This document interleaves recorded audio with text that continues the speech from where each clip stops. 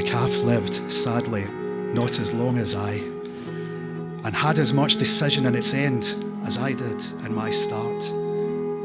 I am a monk, because an abbot, seeing in my eyes a sense of understanding o'er my years, instructed that I should be given up and sent to learn the silent ways of prayer and grey and brown and cold, dark abbey walks.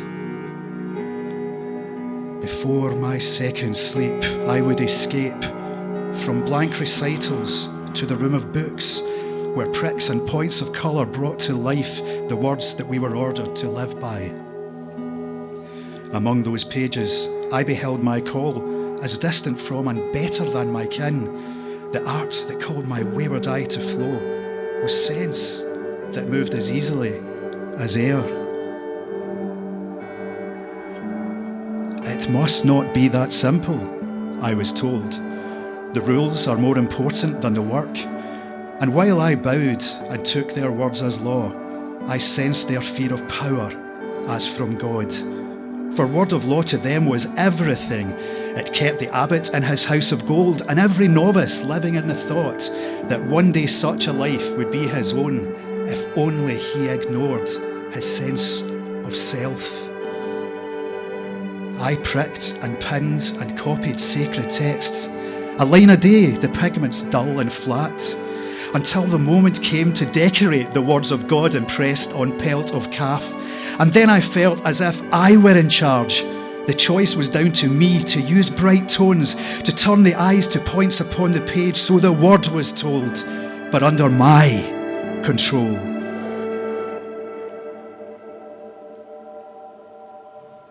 I truly felt that I was in the place that God himself appointed me to be. That every shape I crafted passed his word in such a way that no one could reject the power, truth, and honesty bestowed. Yet, while my masters revelled in the fame that texts which I had drawn brought to their house, I could not reconcile within my mind the knowledge that the work I made was seen only and alone by parish priests, and not the congregation in itself, the folk who needed most to see my art.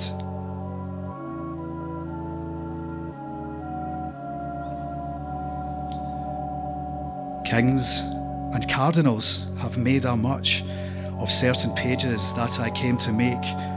Once seniority brought me to a place where I could do the which that I believe will bring me to the Lord beyond my death.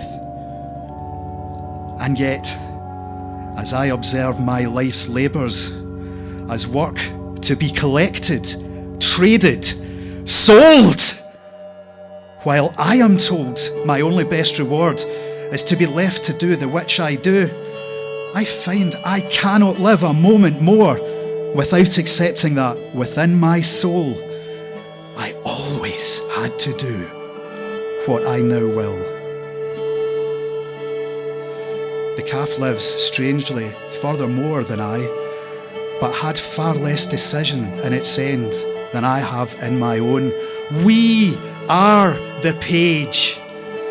And as I realised, seeing in my eyes a sense of understanding oft denied, instructed me myself to end my years by teaching that my colours are a prayer for grey and brown and cold, dark abbey walks.